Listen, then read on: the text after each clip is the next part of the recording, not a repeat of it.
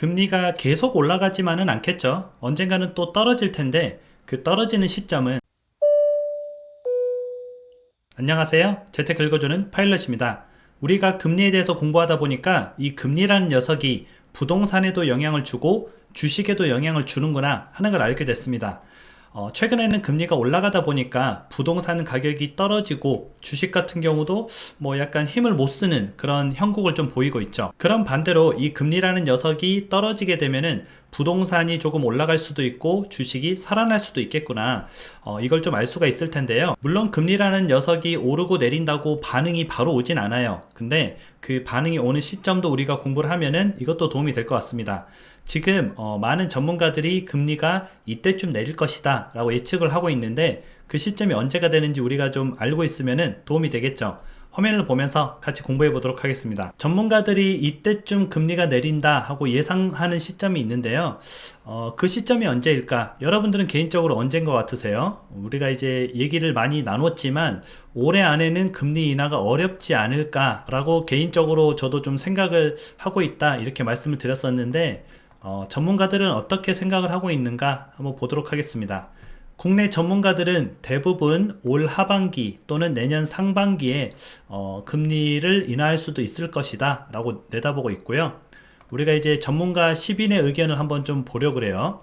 이 전문가들은 채권 전문가거든요.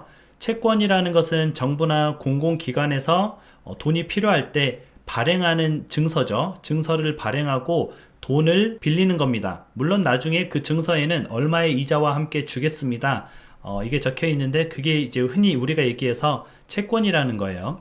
그 채권을 사고 파는 채권 전문가들입니다. 올 4분기에 금리를 인하한다는 전문가가 3명 정도 있고요. 내년 1분기에 금리를 인하한다는 전문가는 4명, 그리고 내년 2분기에 인하한다는 1명이 있습니다. 내년 상반기 1분기나 2분기 언제인지는 모르겠지만 내년 상반기에 인하한다는 전문가는 2명. 그러면 우리가 전체적으로 보게 되면은 이렇게 나눠지죠. 올해 인하한다는 측과 내년 상반기에 인하한다는 측, 이렇게 나눠져 있는데 지금 보게 되니까 내년 상반기 정도가 인하 시점이겠구나 라고 우리가 예상이 되고 있습니다. 이렇게 금리를 인하하는 이유는 물가가 안정되고 경기가 둔화됐다 라고 이렇게 얘기를 하고 있는데, 물가는 전혀 안정되지 않았어요. 어느 시점에서 뭘 보고 물가가 안정됐다고 얘기하는지는 잘 모르겠는데, 제가 봤을 때 물가는 안정은 안 됐지만 경기가 지금 살아나지 못하고 있죠. 여러가지 최근에 이제 새마을 금고 사태, 그런 것도 위기가 발발할 수 있고, 부동산 PF 부실 대출로 인해서 금융권도 위험하지만 지금 현재는 건설업계도 굉장히 위험합니다. 그래서 지금 전반적으로 경기가 굉장히 둔화되고 있기 때문에 이 경기를 살리려고 금리를 인하하고 싶은 겁니다. 근데 금리를 인하하려고 하는데 명분이 없는 거죠. 그래서 아마 미국이 금리 인하하는 거를 계속 주시하고 있을 거예요. 미국이 인하하면은 인하할 명분이 좀 생기는 겁니다. 그럼 우리는 미국의 금리 인하 시점을 조금 알아볼 필요가 있겠죠. 연준, 미국의 금리를 결정하는 곳에서 올해는 금리 인하가 없다라고 못을 박았습니다. 그럼 올해는 미국이 금리 인하를 하지 않구나. 내년은 얘기 안 했어요. 이 말은 연준에서도 내년에는 금리 인하를 할 수도 있다라고 생각을 하고 있는 겁니다. 그럼 공통적인 시점이 나오죠. 공통 시점은 내년부터 금리 인하 가능성이 있습니다. 그러면 내년부터 금리가 인하될 수도 있으니까 우리 당장 지금 집을 사야 되나, 그렇게 생각하실 수 있는데, 금리 인상과 금리 인하는 효과가 6개월 후에 반영이 됩니다. 우리가 금리를 초반에 올렸을 때 자산 가격이 떨어지지 않았습니다. 오히려 자산 가격이 잠깐은 더 올랐어요. 근데 한 6개월 정도 지나고 나니까 서서히 거래량이 줄어들면서 자산 가격이 떨어지기 시작했죠. 그래서 반대로 금리를 내릴 때도 한 6개월 정도 후에 효과가 나타난다, 이렇게 보면 되고요. 내년 상반기 때 금리를 내리기 시작하면은 내년 하반기, 거의 늦으면 내후년 초, 이럴 때 그 효과가 나타나게 되겠죠. 게다가 올 하반기부터는 역전세 폭탄이 좀 기다리고 있습니다. 제가 말씀드렸었죠. 300조에 다다르는 역전세 금액이 지금 상환을 기다리고 있고요. 이거를 돌려주지 못해서 지금 전세 사기니 뭐니 이런 게 발생하고 있습니다. 그런데 역전세가 내년 상반기 때 절정입니다. 그러면 우리가 지금 조급하게 뭔가를 결정한다기보다는 그냥 조금 더 기다려보고 이 역전세라는 악재가 우리가 어떻게 지나가는지 한번 추이를 지켜보는 것도 나쁘진 않겠죠. 금리가 인하된다고 아까 말했던 대로 바로 집값 반등이 나오는 것은 아니기 때문에 조급한 마음을 가질 필요는 없을 것 같아요. 우리가 명언이 있잖아요. 주식이든 부동산이든 한번 시원하게 털고 나서 그때 올라갑니다. 우리가 개미가 많이 붙어 있으면 많이 못 올라가거든요. 예전에 그런 짤이 있었잖아요. 버스에 사람들이 대롱대롱 다 매달려 있는 겁니다. 거기 버스 이름이 삼성전자였거든요.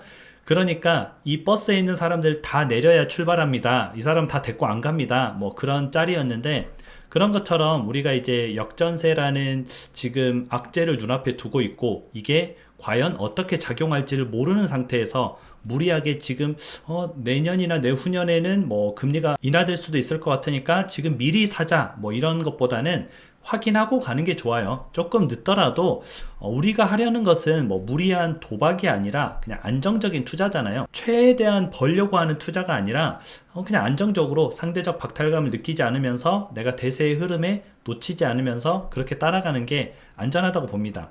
결국에는 여러분들이 무리한 투자를 하게 되면은 큰 리스크를 안고 간다는 거예요. 무조건 주택을 사지 말자, 주식을 하지 말자 이런 게 아니라 조금 안전하게 가자는 겁니다. 주식 같은 경우도 적립식으로 안전하게 가다가 시장이 호황이면은 뭐 그냥 한번 좀 큰 금액도 넣어보고, 누가 봐도 지금 대세 상승장이에요. 그러면 뭐 큰 금액도 넣어보고, 부동산 같은 경우도 좀 안전하게 가다가 바닥을 확인하고 지금은 그냥 뭐 어느 정도 올라가는 상승장이구나 하면은 주택을 구입하는 것도 나쁘지 않다는 거죠. 그리고 금리 인하라는 게 곧 부동산 상승이다 이렇게 보기는 조금 어려울 수도 있어요. 우리가 원래 부동산이라는 것 자체가 굉장히 느리게 조금씩 올라가는 겁니다.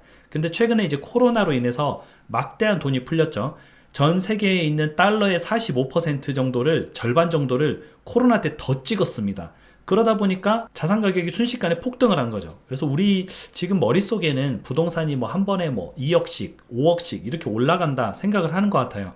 근데 그게 아니에요. 그건 굉장히 특수한 상황이었고, 우리가 바라는 상황은 그냥 안정적으로 물가 상승률 대비 그냥 완만하게 자산 가치가 조금 화폐 가치 방어를 하는 그런 상승기를 조금 기다리는 게 좋을 것 같습니다. 그래서 너무 욕심부리지 말고 차근차근 한번 투자를 해나가 보면은 좋을 것 같습니다. 그럼 오늘도 함께 이렇게 공부해 주셔서 진심으로 감사드립니다. 여러분들 행복한 하루 보내세요. 다음에 다시 만나요.